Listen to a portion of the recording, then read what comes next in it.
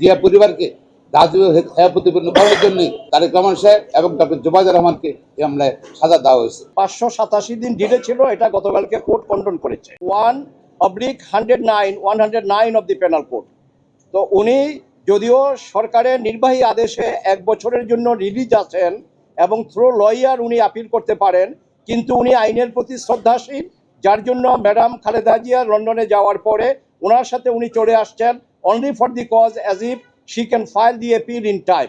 এবং আমরা সেভাবে ইনস্ট্রাক্টেড হয়ে my friend mister Zakir Hossain Bhuiyan he drafted the application, এবং আই অ্যালং উইথ মাই আমাদের গর্ব mister Mahbubuddin Khokon and my younger brother barrister Kaiser Kamal, the legal secretary of Jatiyatabadi Bangladesh nationalist party, আমরা এই আপিল গতকালকে দায়ের করে court was please two condone the delay, that is 587 দিন delay ছিল, এটা গতকালকে কোর্ট কন্ডন করেছে। কন্ডন করার পরে এই আপিলটা সেকশনে গিয়েছে এবং সেখানে নাম্বার পড়েছে।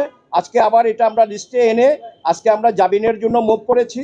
তো কোর্ট দয়াপরবশ হয়ে আপিল শুনানির জন্য গ্রহণ করেছেন, নিম্ন আদালতের নথি তলব দিয়েছেন, পক্ষদ্বয়কে নোটিশ দিয়েছেন এবং ওনার উপর আরোপিত দণ্ডাদেশে যে ফাইন ছিল সেই ফাইনটা স্টে করেছেন, এবং এই আপিল নিষ্পত্তি না হওয়া পর্যন্ত ওনাকে নিজের জিম্মায় অথবা আইনজীবীদের জিম্মায় ওনাকে জামিন দিয়েছেন।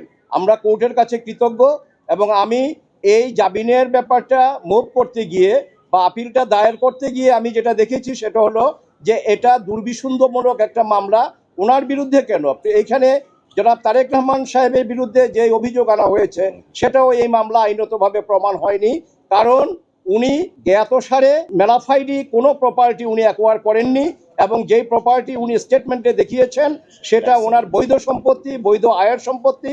কাজে শুধুমাত্র রাজনৈতিকভাবে হেয় প্রতিপন্ন করার জন্য এবং ওনাকে দণ্ডাদেশ দিয়ে রাজনীতি থেকে বিরত রাখার জন্য এই মামলার উদ্ভব এবং এই মামলা সাজা দেওয়া হয়েছে।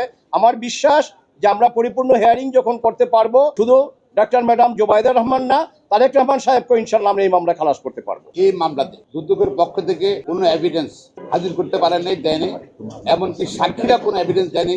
তারেক রহমান সাহেব বা জুবাইর রহমান কোনো অবৈধ উপায়ে অশুদ্ধ উপায়ে দুর্নীতির মধ্যে কোনো সম্পদ করছে, not a single word has been mention in the whole কেসের মধ্যে।